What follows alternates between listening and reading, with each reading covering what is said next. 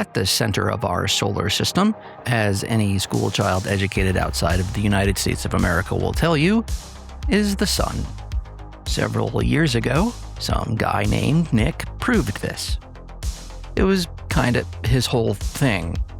And while a select few still debate, science, at the time it was genuinely controversial.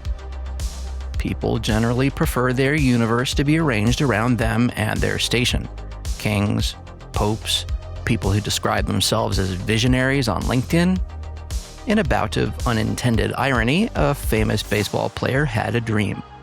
When he retired, he would build a universe of his own design, become one of the richest men in the world, and change things for the better in his name. This company would be named after his professional signifier, 38 Studios, and the slogan, which he tattooed on his arm, World Domination Through Gaming. He anointed this project Copernicus.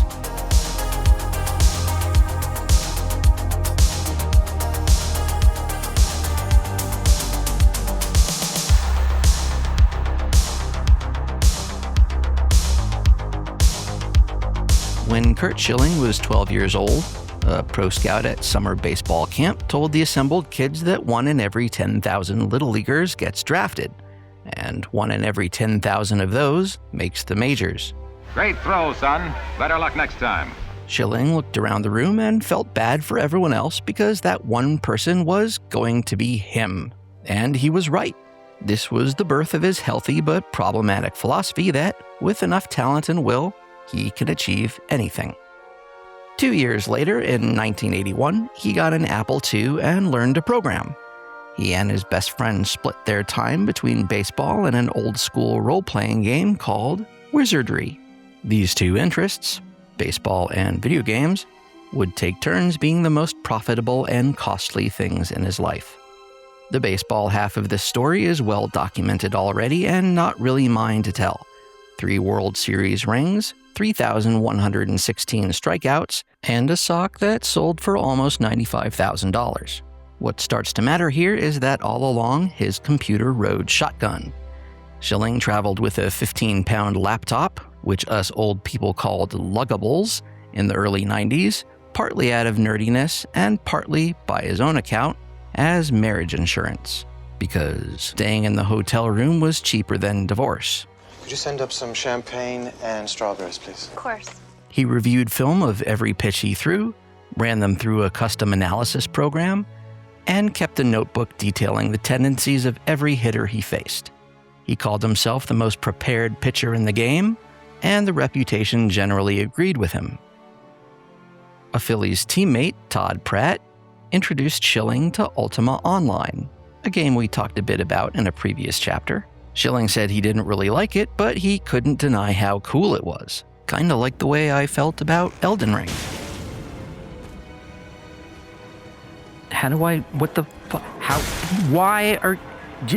Why can't, is it just, oh my god, equip the fucking sword! Or bacon ice cream. But then he found EverQuest, and Schilling was enraptured. Within the first 30 minutes, he was hooked for life. He became a citizen of that world under his character's name, Grook, and he was a regular on the Fires of Heaven guild boards, posting alongside everyone else.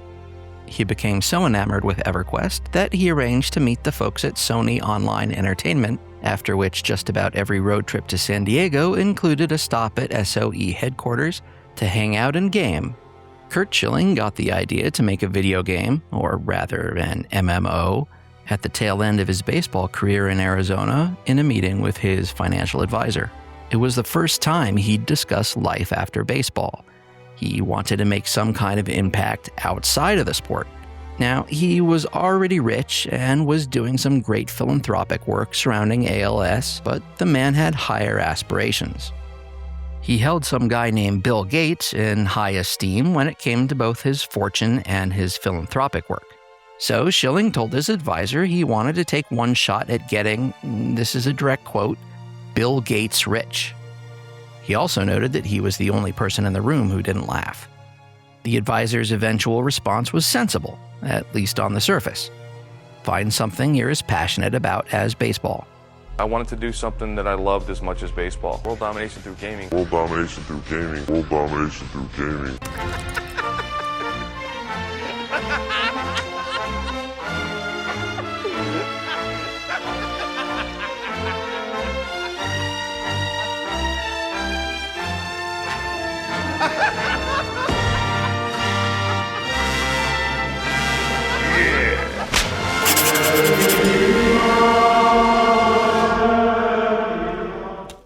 To his credit, and this part of the story doesn't get told much because it kind of ruins the punchline, Schilling prepared.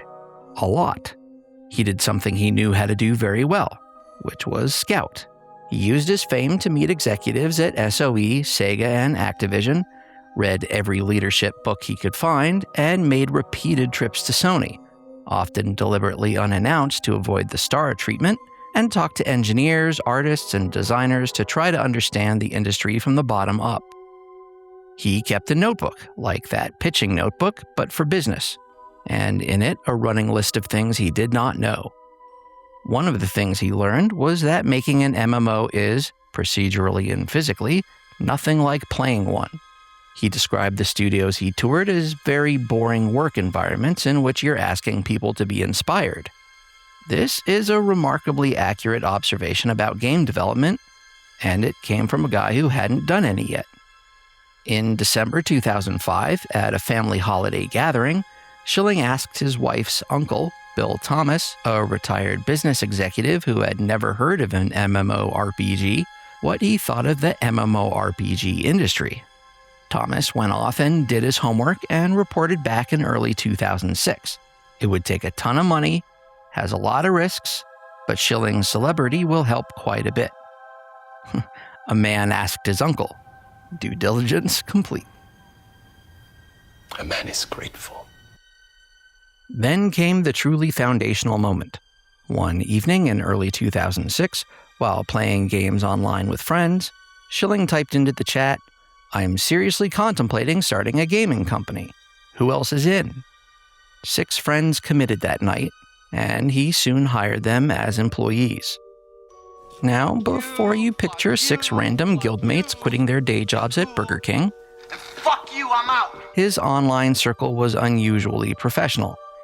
He'd spent years playing alongside actual Sony online developers, griping to them about EverQuest 2's design decisions and musing about doing it himself. And they'd tell him, "You do that, I'll definitely join your company." Though when he later called with actual job offers, they didn't believe him. So this is where I'd like to correct the record on something, because the popular memory of 38 Studios starts the staffing story with 2 famous names. The first people in the building were not R.A. Salvatore and Todd McFarlane. The first people in the building were those 6 guys from Curt Schilling's chat. Salvatore and McFarlane came after, and they came with an asterisk. A December 2006 press release styled them as co-visionaries, not co-founders. Now, the recruitment of those visionaries is its own little portrait. Schilling met McFarlane, the man who spawned Spawn, in 2001 through ALS charity work. R.A. Salvatore he'd never met at all. He'd simply read the Legend of Drizzt books and decided he's the guy. So Schilling had his PR person dig up contact info and cold called the author at home in Leominster, Massachusetts. Luckily, at least at the time, Salvatore turned out to be a huge Red Sox fan, took a 4-hour meeting, and signed on.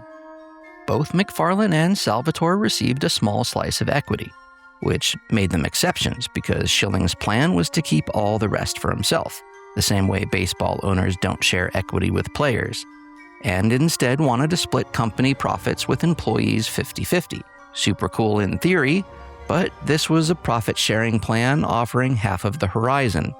This was a pre-revenue MMO startup, where even potential profits were a minimum of 4 years and several miracles away.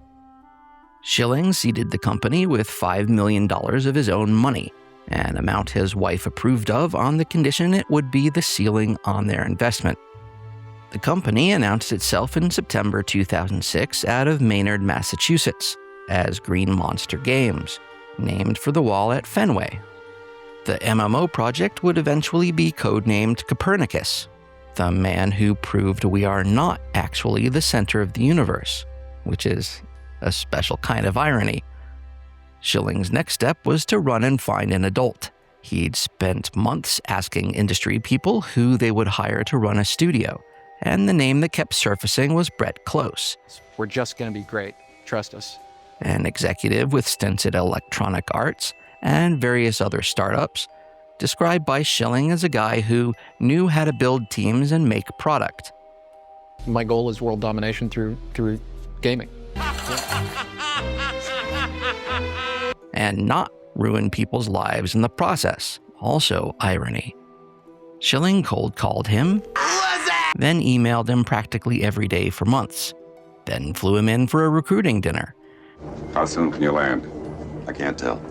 You can tell me I'm a doctor. After which Shonda Schilling told her husband with some anger, "You never pursued me this hard." His recorded first thought in response, "There wasn't this much money on the line." Crucially, this thought remained entirely internal. Had he bleated it out loud like an ADD ovine with insomnia, Shonda would have likely retained counsel to demonstrate just how mathematically and romantically incorrect he was.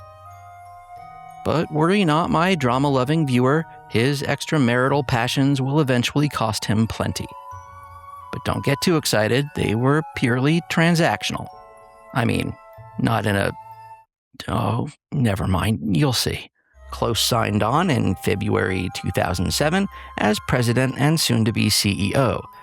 Close then spent the next year administering what he called Company 101. See, Schilling did not know that vacation existed. His actual words, "People get weekends off, right? When I play ball," went his reasoning, "I play 7 days a week." Close instituted a time-off policy, core hours, performance reviews, and quietly euthanized the more decorative spending impulses. Company cars, cell phones, stainless steel refrigerators. Close also had to kill the 50-50 profit share, on the grounds that any investors who saw that would have their heads explode, and replaced it with the ordinary sanity of stock options at an all-hands meeting. And lucky for them, I suppose, nobody quit. The company also got a new name, Green Monster being a Red Sox trademark, which the uncle caught, became 38 Studios after Schilling's jersey number. The company that began as a tribute to where he worked was renamed as a tribute to him. There's a little anecdote from this period I refuse to leave out. Schilling once mused in an email thread about mounted combat on flying pigs, and a week later received a full design document because the entire team had dropped everything to build the boss's joke. By his own account, this is when he learned that a founder cannot walk into a design meeting and say, "The bear is sticky with honey. See you soon," without it costing money. The bear is sticky with honey. All of this was happening inside a company that never stopped growing. The bear is sticky with honey. 11 employees at launch in October 2006. What does he mean by that? I don't know. 15 by Christmas. The bear is sticky with honey. And on the books, the head count ran 20. Those were his exact words. Then 42. Well, Gavin speaks in parables. Then 65 across the first 3 fiscal years. Consider the bear. Roughly 70 people by spring 2009. Damn it. Why is this still here? I said it was too sticky. Don't you listen to anything I say? Schilling was personally involved in every single hire. So we're really excited to meet a few good engineers. And Close's description of his founder's hiring filter is worth quoting in full. "These guys seem great, and I want to get my team up and running quickly." No, it says here on your resume that from 2010 to 2011, you crushed it? The pipeline kept running through his EverQuest orbit. In 2008, the company hired Travis McGathy, a former lead designer on EverQuest itself. And that May, 38 Studios made its first acquisition, a 3-employee startup called Azeroth Advisor, belonging to Doug McRae, an industry veteran who co-created Miss Pac-Man. Yeah, I've logged a lot of game hours on Menstrual Miss Pac-Man. What? Jeez. Nothing. Bitch. Whatever they were doing at the time got folded into 38 Studios, with McRae getting a board seat. So 70 people, 3 years, 0 announced games, and 1 dwindling checking account. Speaking of, let's talk about money for a bit. Schilling pitched venture capitalists through late 2006 and 2007 and got nowhere. He wanted more than $30 million while giving up less than half the company, all for a product that wouldn't earn $1 for 3 or 4 years. I just don't see that. I don't see it going there. Plus, he had already self-funded straight past the stage where VCs like to get in. A deal with Comcast, $10 million for 20% plus distribution rights, made it all the way to a term sheet in spring 2007 before Comcast's senior management changed strategic direction and pulled it, unsigned. The Comcast executive on that deal, Jen McLean, would join 38 Studios herself in early 2008 as VP of Business Development, where her responsibilities included fundraising and stopping Schilling from promising ship dates out loud. See, he liked telling people that the game would ship for the holidays in 2011. It would not, and she knew that it would not. And one of the more challenging aspects of her job was making sure he stopped saying that in rooms with money in them. By April 2009, Schilling had retired from baseball, blown well past the $5 million ceiling, and put, in his words, the majority of the money he'd earned in his life on the table, openly acknowledging that one more investment would cross the point of no return. Dozens of investor meetings had produced nothing. 3 years in, 38 Studios was 70 people, no revenue, no announced game, and one increasingly metaphorical wallet. So, naturally, this is when they decided to double in size. To explain why that wasn't as insane as it sounds, we have to leave Massachusetts and back up 9 years to Baltimore, Maryland, otherwise known as Timonium to corporate recruiters, and a company that had done everything right. Big Huge Games was incorporated in December 1999 and announced in February 2000 by 4 veterans: Brian Reynolds on design, Tim Train on production, David Inscore on art, and Jason Coleman on engineering. Now, Reynolds is the name that opens doors here. Lead designer of Civilization II and Alpha Centauri, co-founder of Firaxis alongside Sid Meier. The founding pitch, I'll stop that eventually, was to take everything they knew about turn-based strategy and make it run in real time. Their first game was Rise of Nations, published by Microsoft in May 2003, a critical and commercial hit that would go on to sell over 2 million copies. An expansion, Thrones and Patriots, followed in 2004. A full sequel, Rise of Legends, in 2006, a perfectly lovely Catan adaptation for Xbox Live Arcade, which I played a lot, and lead co-development on the Asian Dynasties expansion pack for Age of Empires 3 in 2007. A respectable, sustainable body of work. If the premise of my last video on MUDs and MMOs was the industry chasing World of Warcraft money, here is the counter-programming. A mid-sized independent studio in suburban Maryland quietly shipping excellent strategy games on time and under budget, which, in the video game industry, makes you a herbivore. In February 2007, the same month Brett Close was getting Curt Schilling to concede the existence of weekends, Big Huge Games announced something surprising. Ken Rolston, the lead designer of The Elder Scrolls III Morrowind and The Elder Scrolls IV Oblivion, was coming out of retirement to lead a brand new RPG at the studio. Rolston had retired after Oblivion, presumably to enjoy not making the largest games on Earth, and that lasted about a year. Their project was codenamed Crucible. So that's the shape of it. 2 companies, wildly different DNA, about to be chained together by one man's checkbook. And if you only know this story from the outside, you already know how it ends. Badly, publicly, and with an I told you so from about half of Rhode Island. But that dramatic ending has done something quietly unfair.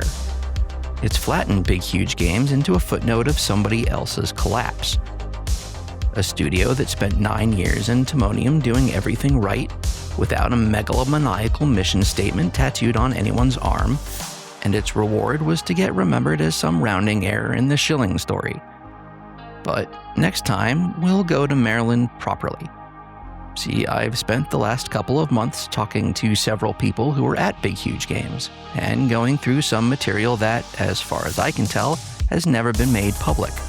Big Huge Games has a big huge story, one that deserves to be told, and even more so, one that deserves to be heard. So, stay tuned for our continuing documentary series on Kingdoms of Amalur Reckoning. And, as always, thank you for watching. Catch you on the flip side.